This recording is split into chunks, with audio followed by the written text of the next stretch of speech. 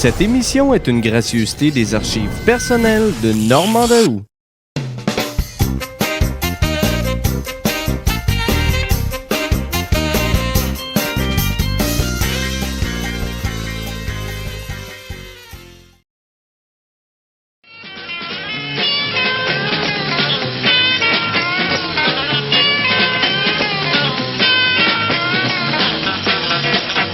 Terminé. D'accord, c'est Dupuis. C'est dans un quartier populaire de l'est de la ville que se trouve Télémétropole, le canal 10, poste français, privé, commercial, populaire, qui oppose à la défense et illustration des qualités traditionnelles tentées par Radio-Canada, le canal 2, un culte des valeurs immédiates, du succès tangible, et qui capture finalement 2 fois plus d'auditeurs et de tous les âges. Et vous, vous aimez la télévision? Moi j'aime beaucoup la télévision. Vous la regardez régulièrement? Oui. Et quelles sont vos émissions préférées? Au 10? Oui, au 10. Ou est-ce que vous ne regardez que le 10? Non, je regarde le 12, le 6. C'est bon. Et le 2. Encore. Alors voyons, récapitulons. Vous regardez le 12, le 6, le 10 oui. Et le 2. Vous les non, regardez pas le 2, pas souvent. Le 2, c'est plate. Ah, c'est plate. Oui. Ah, mais vous regardez le 7 aussi. Oui, le 7. Oui, on le regarde 2 fois. Oui, on regarde Jeunesse d'aujourd'hui. Bon, alors c'est donc Jeunesse oblige le lundi, le mardi, le mercredi, le jeudi, le vendredi. Il n'y a que le dimanche où il n'y a pas de Jeunesse oblige. Oh, le mardi. Oh, il y a une émission au 2 qui est bonne. Bref, vous regardez la télévision tous les jours, alors? Oui, oui. C'est mieux d'étudier.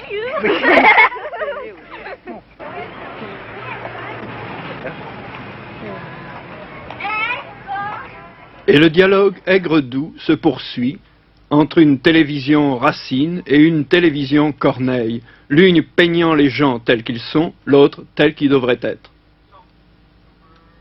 Et comment avez-vous développé cette attitude, ce style qui est véritablement le style du Canal 10?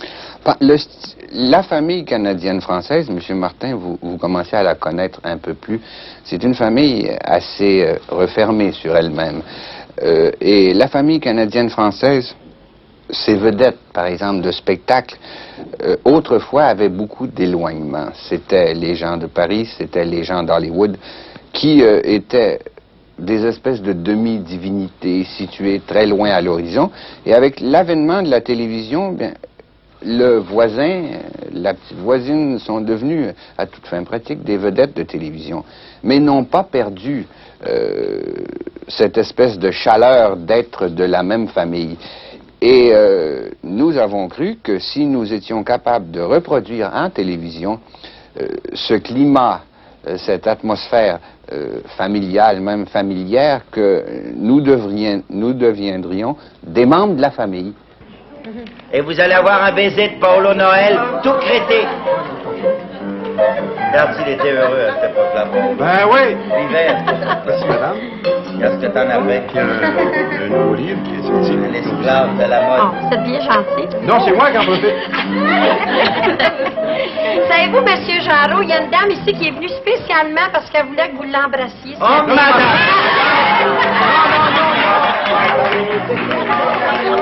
C'est madame Malou! Madame Malou! Non, madame. Chacun son boulot. Attends, comment chacun son boulot? C'est pas votre Pars à ton bateau. C'est pas votre job à vous. Pars à ton bateau. Il n'y a pas beaucoup de formalisme au Canada. En bref, au Québec, comme dans tout le Canada, impossible de confondre les 2 époques, l'âge sans télévision et celui de la lampe-image. Oui, ça a été... toutes les portes se sont ouvertes. Ça a été un courant d'air formidable. Ça a été une mise au monde, presque. Voici la grande bouilloire, le temple des images et des sons canadiens, et d'une télévision pas comme les autres. Notre régime est extrêmement complexe. C'est une série de mixités superposées, si je peux dire. D'abord, Radio-Canada, qui est l'entreprise publique, et non pas l'entreprise d'État. Je fais tout de suite la distinction, parce que nous ne relevons pas du gouvernement comme tel, ou d'un ministère, mais nous sommes comptables de notre activité au Parlement, par le truchement d'un comité parlementaire. Bon. Alors donc, Radio-Canada est l'entreprise publique, mais une entreprise publique qui est associée à l'entreprise privée, c'est-à-dire que le réseau, en fait, est constitué de postes de base de la société, mais d'un plus grand nombre de postes privés encore que le nombre de nos postes de base. Postes privés qui, après des accords, distribuent une partie des émissions du réseau français comme du réseau anglais. Donc, première mixité, donc entreprise publique, entreprise privée. Deuxièmement, évidemment, nous servons les deux nations, française et anglaise, à l'intérieur du pays, par conséquent, double réseau, français et anglais, radio comme télévision. De plus, il y a à côté de ce système des postes privés qui ne sont rattachés en aucune façon à Radio-Canada et qui diffusent un horaire qui est tout à fait le leur, exclusivement le leur. Ceci surtout dans les grandes villes, bien sûr, les postes de province étant affiliés pour la plupart à Radio-Canada. L'autre complexité, évidemment, que nous avons à couvrir un territoire qui est un continent.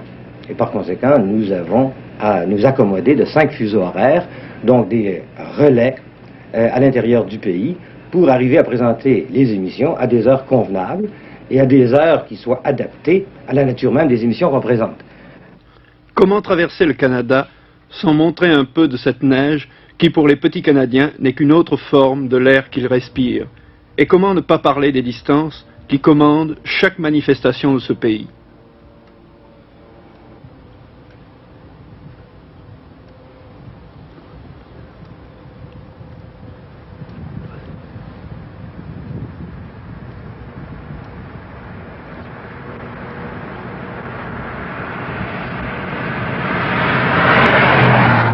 Montréal n'est pas plus éloigné de Vancouver que de Paris, et traverser le Canada ou l'Atlantique revient au même.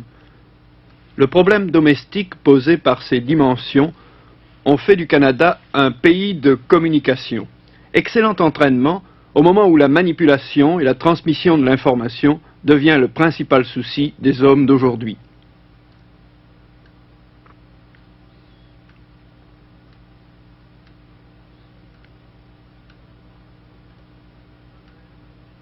À travers un écheveau complexe de réseaux, à la fois anglaises et françaises, publiques et privées, culturelles, mercantiles, académiques, populaires, la télévision canadienne apparaît comme un prodigieux laboratoire de communication qui fonctionne de l'Atlantique au Pacifique.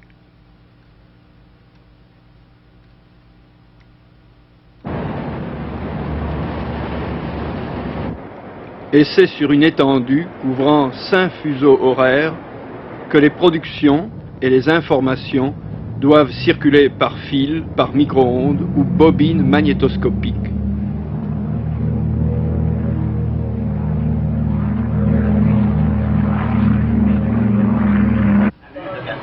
À la vitesse de la lumière ou à celle des chemins de fer, le Canada se construit une image de lui-même et du monde.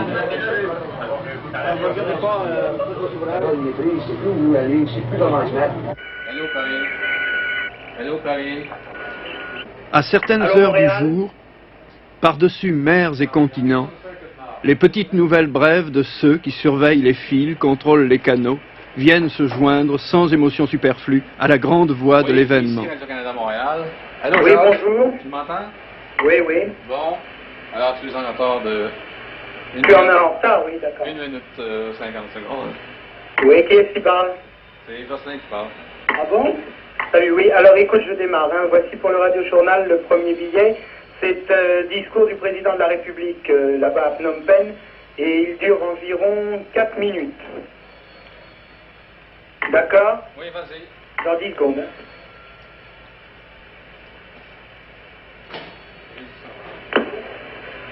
Relative à l'emploi de la force conduit au renforcement continuel du corps expéditionnaire et à une escalade de plus en plus étendue en Asie, de plus en plus professionnelle, de plus en plus provocante à l'égard de l'Union soviétique, de plus en plus réprouvée par nombre de peuples d'Europe Vous avez bien reçu, enfin, les Phnom Penh, c'était assez dit mauvais, hein. Oui, le premier était pas tellement bon. Le discours? Non, pas le discours, mais un point de vue technique. Ah oui, le point de vue technique, c'était affreux, hein. Un instant, je vérifie avec la salle d'enregistrement, c'est D'accord. Il fait beau, Paris? Oh, j'ai pas eu le temps de regarder, je sais qu'il y a un cocktail, mais oui, il fait pas mauvais quand même, hein. Bon. On a une bonne température, moyenne. Bon, ben j'ai terminé alors. Vous savez, à Montréal, c'est peut-être le seul endroit dans tout l'univers où on peut voir à peu près tout ce qui se fait en télévision. Par exemple, à Montréal, vous pouvez prendre les 3 réseaux américains, CBS, NBC et ABC. Vous pouvez prendre les 2 réseaux canadiens et 2 réseaux du gouvernement qui seront la CBC, comme nous appelons, et Radio-Canada. Et vous pouvez prendre les 2 réseaux privés, le réseau anglais, CTV, et le réseau français et indépendant. Alors, de Montréal, vous êtes exposé à tout ce qui se fait en télévision. Vous pouvez regarder tout ce qui se fait en télévision, si vous parlez, évidemment, français et anglais. CBFT, Canal 2, Montréal. I think they'd have been kind enough to bring it back later. Hey, Bullet. 3 Luxury. Nous ne verserons pas une larme sur l'âge des images rares et précieuses. Ici règne l'embarras du choix.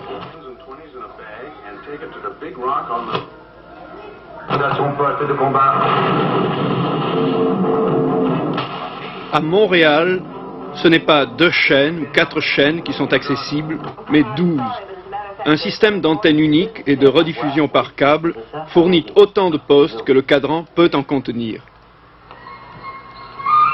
Inutile de dire que cette abondance met à l'épreuve nos vieilles formes classiques comme le cinéma par exemple, dont la production mondiale presque totale défile sur le petit écran canadien tous les 3 ans. Votre canal 10 à Montréal. Un auditeur, un téléspectateur de Montréal pourra, la semaine du 3 au 9 septembre prochain, il lui sera possible de voir 153 films à la télévision. J'entends s'il est bilingue, s'il est de langue française et qu'il comprend aussi l'anglais. Mais pour un auditeur, un téléspectateur qui n'entendrait que le français, il lui sera tout de même possible de prendre 86 films. Il aura un choix sur 86 films de langue française, et même pour la journée du vendredi de la semaine prochaine, il aura un choix de 17 films, ce qui correspond à 1h30 à peu près de moyenne par film. Il a donc plus l'ensemble, enfin des films mis bout à bout, font plus que la journée de 24 heures. Nous sommes une télévision lilliputienne avec des appétits pantagruéliques.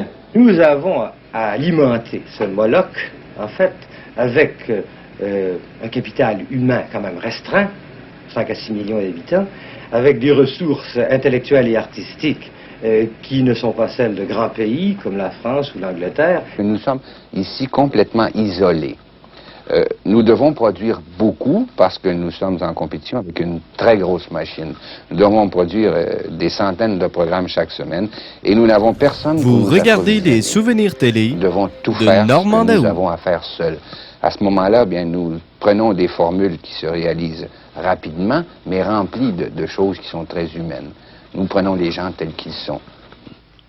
Au moment où la couleur entre en scène, dans ce flot de signaux innombrables, il devient évident que pour éviter l'indigestion et la satiété, il va falloir inventer de nouveaux rapports entre les produits rares de la culture exigeante et les formes de culture brutale, médiocre ou futile.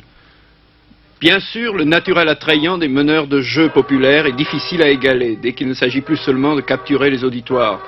Pourtant, cette rencontre entre René Lévesque et Hans Huynh prouve qu'à Radio-Canada, les qualités de présence et de spontanéité n'excluent pas celles de l'intelligence et du dialogue. Il arrive qu'en Chine, il n'y a pas de machine. Or, ce que 600 millions de Chinois veulent, c'est arriver à un stade de confort moderne. Comment le faire sans avoir des machines? Pour acheter des machines, il faut des capitaux. La Chine n'a pas de capitaux et personne ne lui en prête. Qu'est-ce que vous voulez qu'ils fassent excepté remplacer les machines par le travail de leurs bras? Or, quand on travaille, Monsieur Lévesque, est-ce qu'on a le temps de s'habiller comme des princes? Ou est-ce qu'il faut simplement porter la calotte de l'ouvrier, porter les salopettes? Or, c'est ce qui arrive. C'est que toute la Chine est dans ce travail, lancée dans ce travail énorme. Mais au point où elle est lancée, comme par exemple l'expérience des communes qu'on discute beaucoup, et qui, de loin, prend un aspect presque inhumain. Oui. Est-ce que ça risque pas de les essouffler à un moment donné que ça craque? Oh, c'est certain que ça risque d'essouffler. C'est cela d'ailleurs qui est une grande préoccupation pour moi, c'est de savoir combien de temps le peuple chinois tiendra. Mais quand vous dites craquer, est-ce que vous voulez dire pour le bien ou pour le mal de la Chine? Simplement qu'à un moment donné, ils ne puissent plus fournir que le moteur est dératé, quoi. Oui, mais qu'est-ce que vous pensez qu'un peuple qui est en ce moment en train de combattre pour vivre, je crois que ce peuple fera des sacrifices immenses. Et surtout... Y compris celle... Prenez-vous, par exemple. Et vous y surtout, retournez. oui, et surtout, écoutez, laissez-moi achever. Oui. Et surtout, quand il est menacé ou quand il se sent menacé de l'extérieur. Or, c'est justement cela mon argument. C'est que quand on ne reconnaît pas la Chine, quand de loin on la menace, alors le peuple chinois est galvanisé à de plus grands efforts et est de plus en plus adhérent au communisme. Parce qu'il est nationaliste aussi, parce qu'il sent, voilà, nous allons tous faire front commun, et vous savez, le patriotisme chinois est une chose très forte, contre l'ennemi, et puisqu'on nous menace, on va faire... facilement. Ben, ça peut en devenir, et c'est cela, n'est-ce pas, qui m'inquiète, c'est qu'il me semble que la politique de l'Ouest est dirigée précisément à rendre la Chine une immense fourmilière, et qu'au contraire, si la politique de l'Ouest était plus intelligente, elle ne l'est pas. Si elle était intelligente, si elle était humaine, si elle était humaniste, alors il y aurait beaucoup moins de chances pour la Chine de d'avoir cette énorme et dure étape pendant de longues années.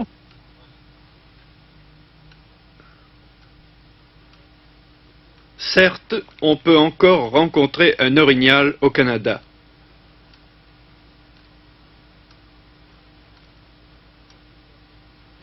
Et tous les bisons n'ont pas fini leur vie sur un barbecue. Mais dans ce pays, les choses changent vite.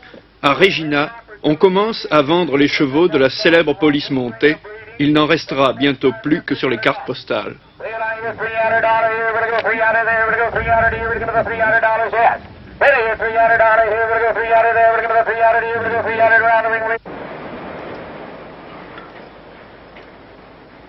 Progressivement, le nombre des points de diffusion et des moyens de liaison augmente.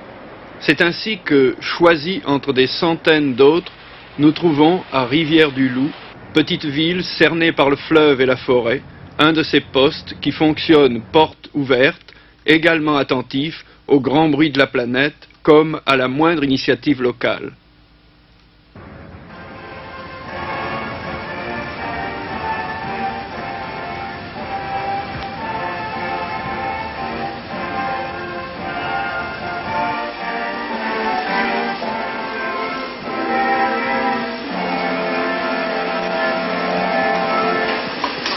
Bonjour mesdames, mesdemoiselles, messieurs. Le poste CKRT-TV, Canal 7, Rivière-du-Loup, dont les émetteurs sont situés sur le Mont Bleu, à Pelletier-Station, comté de Kamouraska, avec station de retransmission à Baie-Saint-Paul et Sainte-Rose-du-Déchely, Canal 2, et à Saint-Patrice, Canal 13, reprend avec plaisir ses émissions pour la journée. Nous espérons que celles-ci vous plairont, tant par leur variété que par leur qualité, et que les heures passées à regarder et à écouter CKRT-TV vous paraîtront les plus courtes. Bonsoir, mesdames, messieurs. En fin de semaine, plusieurs manifestations colorées se sont déroulées dans notre cité, mettant ainsi un terme au festival d'été de Rivière-du-Loup, qui, cette année encore, a été un réel succès.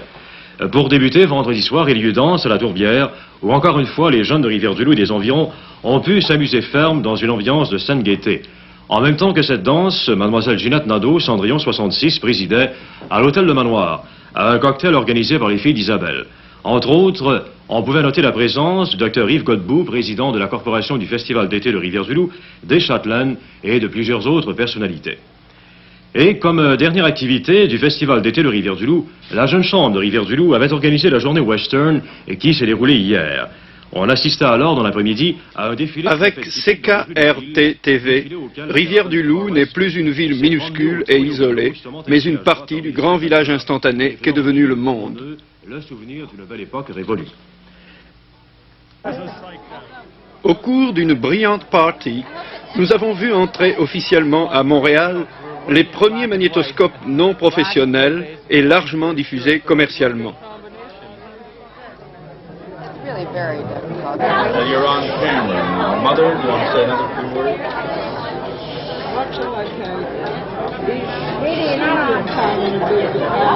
Pour le moment, seuls les parents sont autorisés à jouer avec ce nouveau train électrique. Mais demain, les enfants de 5 ans, tout comme M. Jourdain, feront de la télévision sans le savoir. Produire, reproduire des sons et des images cesse d'être un privilège. Nous pouvons imaginer ce jour encore impensable où il n'y aura plus de téléspectateurs, mais uniquement des hommes d'information et d'échange. Avoir la télévision, cela voudra dire en faire. Well, we have to know when it's shown, so I'll fly over. The way I sounded on that.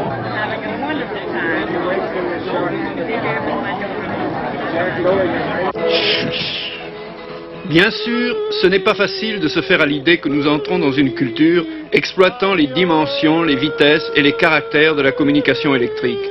Mais les troubadours, eux, ne s'en étonnent pas. Et un chanteur western, qui n'a jamais vu un cowboy de sa vie, connaît l'importance d'un transformateur et d'un courant à 25 périodes. C'est arrivé de donner des spectacles des endroits où il n'y avait pas d'électricité? Certainement. En Gaspésie et en Abitibi, il n'y avait pas d'électricité, c'est-à-dire ils marchent, eux autres, ils n'ont pas le 120, nous autres, qu'on marche, hein. C'est 15 ou 25 cycles. Ouais. Les lumières font toujours des clins d'œil. Alors, quand on arrive là, les guitares faisaient la même chose. Alors, il faut engager un monsieur avec un énorme moteur. Là, ça te mène un bruit, ça partait, ça. On n'entendait pas parler, ça juste. Pour booster l'électricité, je peux me parler western style. Parce que, alors, pour rendre l'électricité à nos amplificateurs, après ça, on s'est acheté des transformeurs pour pouvoir réduire l'électricité de journée. Je suis un chanteur. Alphonse Ouimet, président de Radio-Canada, lui, ne chante pas. Mais il répète la même chose en annonçant l'apparition prochaine des satellites de communication canadiens. Je crois que les satellites ont un grand rôle à jouer. D'abord, pour remplacer nos réseaux micro-ondes, et beaucoup plus tard, peut-être en 15 ans ou 20 ans, pour transmission directement au public. Maintenant, le satellite, comme remplacement pour les réseaux micro-ondes, est plus économique. Et il a le grand avantage qu'une fois logé dans sa niche spatiale, eh bien, il peut transmettre tout aussi facilement à Frobisher ou à Inuvik qu'à Vancouver ou à Saint-Jean-Terre-Neuve. Il y a quand même de sérieuses probabilités qu'à l'âge de l'information généralisée, de l'éducation permanente, complètement permanente, on assiste à un développement de la télévision éducative dans les années qui vont venir assez considérable. Ah, ça c'est sûr. Je pense que d'ici 5 ans, nous aurons sûrement au Canada, je sais pas moi, une trentaine de postes de télévision éducative à travers le pays, et peut-être plus. Le seul gouvernement de l'Ontario, qui est la plus grosse province du Canada, a des plans à l'heure actuelle que j'ai vus pour 30 postes de télévision scolaire à travers la province d'Ontario seulement. Nous avons eu, il y a un mois à peine, une demande d'un organisme qui veut lancer un satellite et établir 97 nouveaux postes de télévision d'un coup à travers le pays sur des fréquences VHF ou UHF, ce qui d'un coup révolutionnerait complètement la télévision canadienne. Ça constituerait un quatrième réseau canadien, une quatrième chaîne. Ainsi, la télévision va jouer au Canada un rôle absolument nouveau dans la diffusion massive, convaincante de l'information et du savoir. Mais l'entrée de moyens et de modes d'utilisation différents ne va-t-elle pas modifier une fois de plus toutes les habitudes de communication? Il est bien possible que ça se produise et que la télévision devienne à ce moment-là, par rapport à ces nouveaux réseaux de communication, un peu ce qu'est le cinéma maintenant par rapport à la télévision ou ce qu'était le théâtre par rapport au cinéma. C'est-à-dire un élément dans un univers extrêmement complexe qui a une atomisation de la communication et sûrement un enrichissement incommensurable des moyens d'information de l'individu, je pense une libération de l'individu dont on n'a aucune idée à l'heure actuelle.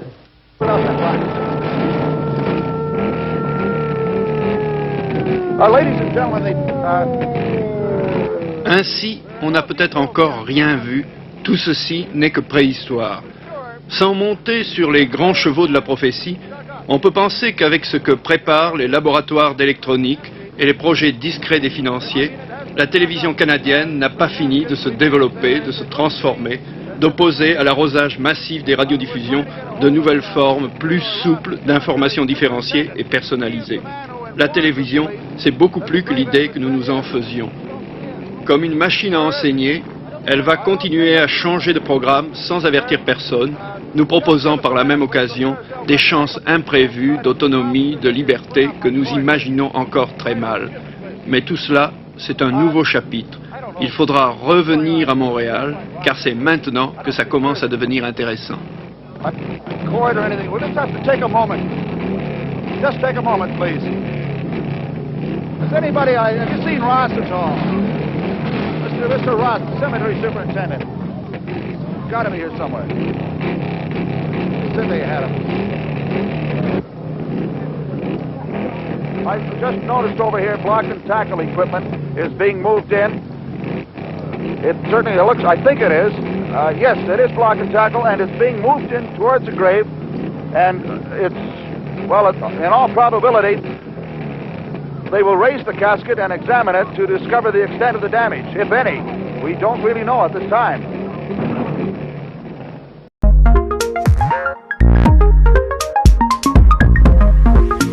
Vous regardez les souvenirs télé de Normand Daou.